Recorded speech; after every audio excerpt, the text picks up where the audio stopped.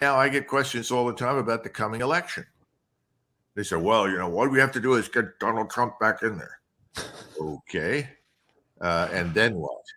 Right. Listen, I like him a lot, and I supported him. But what did he do when he got in there? He worried about Obamacare. Remember all the rallies in 2016? What did you hear? Build the wall, build the wall. And every time you mentioned Clinton, everybody said, lock her up, lock her up.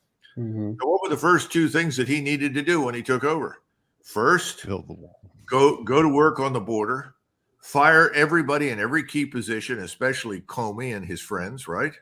Yeah. Appoint a special counsel and go after the Clinton crime empire. But he didn't. He worried about Obamacare. Incredible. Yeah. So, I ask people all the time, what do you think is going to happen in November? And what do you do about the Congress? We couldn't even impeach Mayorkas.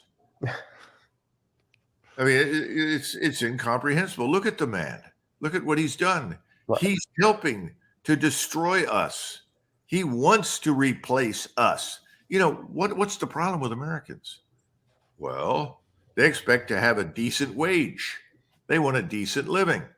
They're probably going to ask some hard questions. They're not going to be mindless sheep that will herd into the corral and do as they're told. That's what these people want. The only way we can avoid this outcome is to fight back. And I certainly hope for the best in November, but I wouldn't bet on much.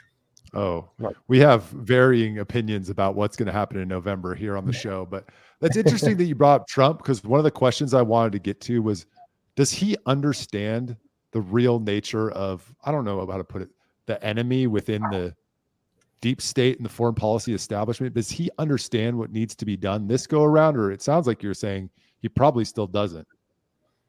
I'm not sure. The first thing I would tell you is that people are always told, oh, he's a tough guy. He's a fire breather. He's one of the nicest people I've ever met. Mm-hmm. And how many people did he actually fire? And how long did he keep people on board long past the point in time when they should have been removed? So that's not encouraging. The other thing is he still surrounds himself with a lot of people who were there before. That's not encouraging.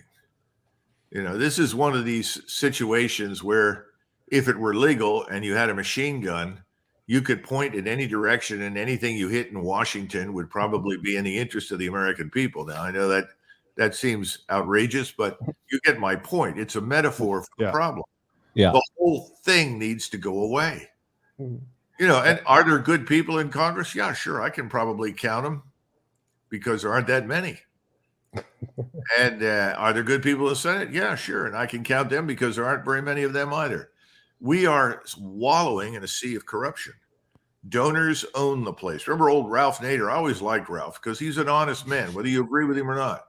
And Ralph used to say, well, don't worry about Washington. It's corporate owned. It's occupied territory. Well, now it's donor owned. You have oligarchs, billionaires with huge quantities of money, and they contribute to other facades that are actually front organizations for their agendas.